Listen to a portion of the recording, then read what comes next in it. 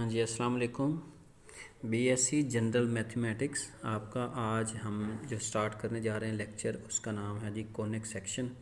Conic section में सबसे पहले ना हमारे पास डेफिनेशन है पैराबोला की। What is parabola?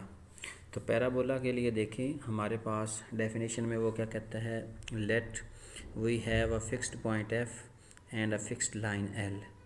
तो ये जो डायग्राम आपको नज़र आ रही है, इसमें हमारे पास ये फिक्स्ड लाइन है और साथ ही हमारे पास ये जो एफ़ है, ये हमारे पास एक फ़िक्स्ड पॉइंट है, फ़िक्स्ड लाइन है और ये हमारे पास क्या है, फ़िक्स्ड पॉइंट। यानी इस लाइन को हम कहते हैं कि ये फ़िक्स्ड लाइन है और ये जो एफ़ है ये फ़िक्स्ड पॉइंट है। अच्छा, अब इसमें कहता है कि then the parabola is the locus of all points in the plane which moves such that its distance from the point F to the point P is always equal to the distance from the moving point P to a fixed line L। मतलब क्या है इसका कि अगर हमारे पास ये एक fixed line है, ये एक फ़िक्स्ड पॉइंट है, इसको हमने F कह देना, इसको हमने L कह देना। तो इसमें हमारे पास अगर हम यहाँ पर एक पॉइंट ले लें तो इस पॉइंट का फासला और इस लाइन का फासला इस पॉइंट से, यानी अगर मैं इसको P1 कह दूं और इसको मैं कह दूं कि ये Q है फ़र्ज़ करें, तो हम ये कह सकते हैं कि जो FP का फ़ासला, FP1 का फ़ासला वो इक्वल है P1 Q फासले के। इसी तरह से अगर ये यहाँ पर पॉइंट चला जाए फॉर एग्ज़ाम्पल, तो ये वाला फ़ासला और ये वाला फ़ासला ये आपस में सेम रहना चाहिए। इसे मैं P2 कह देता हूँ, यानी QP2 का जो फ़ासला है वो इक्वल ही होना चाहिए FP1 फासले के। ये फ़ासला आपस में बराबर है, यानी FP2 और P2Q ये बराबर होना चाहिए। इस तरह से फिर हमारे पास यहाँ पर एक पॉइंट होगा जिसे हम P3 कह देते हैं फॉर एग्ज़ाम्पल। तो P3 का भी ये फ़ासला और ये फ़ासला आपस में बराबर होना चाहिए। इस तरह से हमारे पास ये वाला पॉइंट है, ये वाला फ़ासला और ये वाला फ़ासला बराबर रहना चाहिए। इस तरह से आप इसको मिला देंगे, यहाँ नीचे भी मिला देंगे, तो ये हमारे पास क्या बन जाएगा, पैराबोला बन जाएगा। तो इसमें हमारे पास ये जो V है जहाँ पर ये मिलेगा, इसको हमने वर्टेक्स कह देना है। ये आपका फोकस है, ये डायरेक्ट्रिक्स है। तो इसमें जो हमारे पास जो नोट है वो ज़रा पढ़ लेते हैं कि इसमें क्या क्या मेन चीज़ें हैं।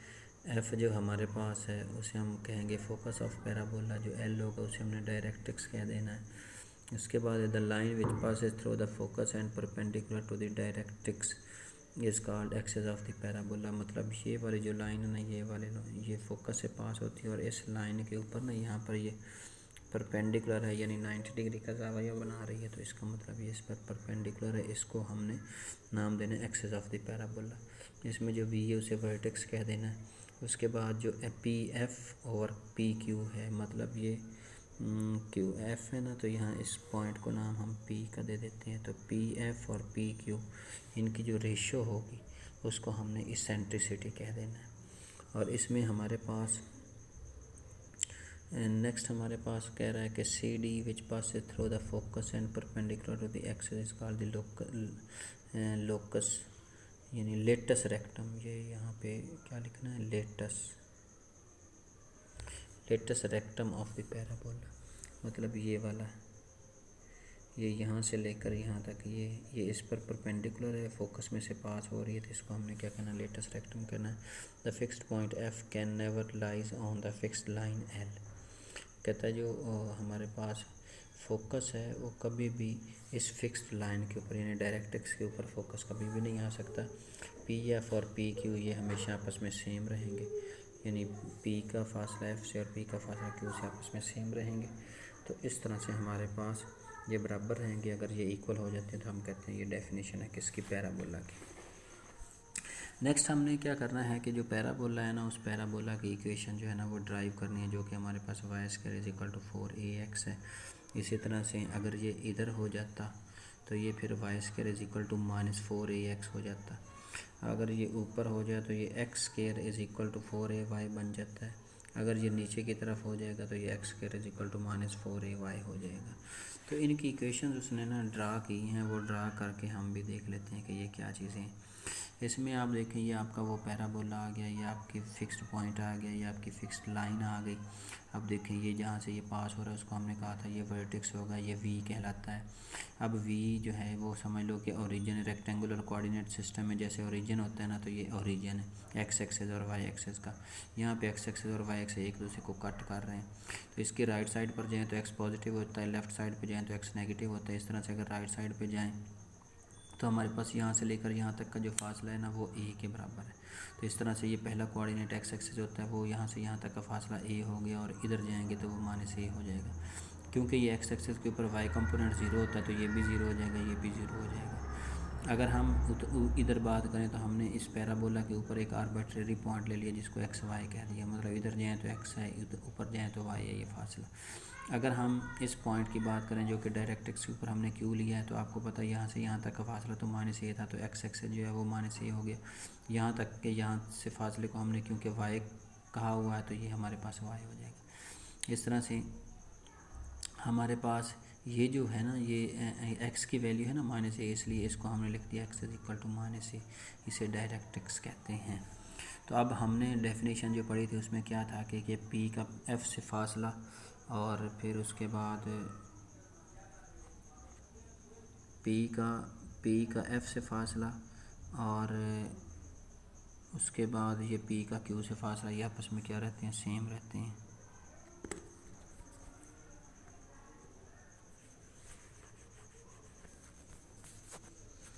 तो अब देखें अगर ये पी एफ और पी क्यू आपस में सेम है तो इनका जो स्केयर होगा वो भी आपस में सेम रहेगा। अब जो पी एफ है, पी एफ यहाँ से देखें तो हमारे पास डिस्टेंस फार्मूला जो होता है वो क्या होता है, x2 - x1 का स्केयर प्लस y2 - y1 का स्केयर। तो यहाँ पर आपके पास क्या बन जाएगा, x - a का स्केयर प्लस y - 0 का स्केयर, और इधर आ जाएगा हमारे पास x -a करना था तो ये -a की वजह से +a हो जाएगा, x + a का स्केयर हो जाएगा, और y - y या 0 का स्केयर हो जाएगा। इस तरह से फिर आपने क्योंकि स्केयर है ना ऊपर, तो स्केयर रूट नहीं आएगा जो कि डिस्टेंस फार्मूले में हम लगाते हैं। इस तरह से हमारे पास ये सिंपल, और जब इसको ओपन करेंगे फार्मूले को तो कैंसिलेशन होने के बाद Y square is equal to 4ax आ जाएगा। तो इसको हम कहते हैं इक्वेशन ऑफ द पैराबोला। अच्छा, उसके बाद वो कहता है जो Y square is equal to 4ax है, इसको हम इक्वेशन ऑफ पैराबोला कहते हैं। ये स्टैंडर्ड फॉर्म कहलाती है। वर्टेक्स वी जो होता है वो ये ओरिजिन पर होता है, फोकस जो होता है वो इसमें ए और 0 होता है, इसकी बात हो रही है इस पैराबोला की। और इसके बाद एक्सेस ऑफ द पैराबोला, इसमें एक्स एक्सेस होता है यानी वाई जो होता है वो 0 होता है। इक्वेशन जो डायरेक्ट्रिक्स है ये वाली यानी एक्स की ये जो लाइन है इसको कहते हैं X is equal to -a।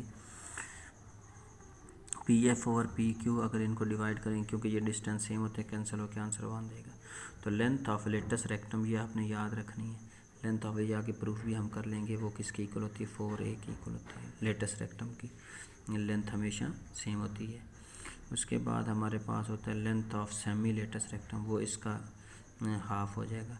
Latus rectum होता है ना जो हमने पीछे पढ़ा अभी, ये सी पॉइंट है, यहाँ पे डी पॉइंट है, इसको हम डी पॉइंट कह देते हैं। तो ये वाला जो फासला इसे लेटेस्ट रेक्टम कहते हैं। इसकी जो लेंथ होती है ना वो 4a होती है, और इसका जो हाफ कर दें तो वो सेमी हाइट हो जाएगा, तो वो हमारे पास क्या हो जाएगा, 2a हो जाएगा।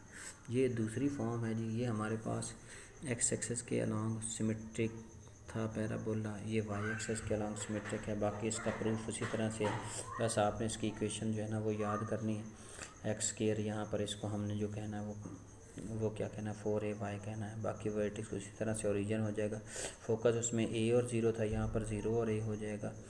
फिर ये यानी वो एक्स एक्सेस के लिहाज से था, इसको आपने वाई एक्सेस के लिहाज से देखना है।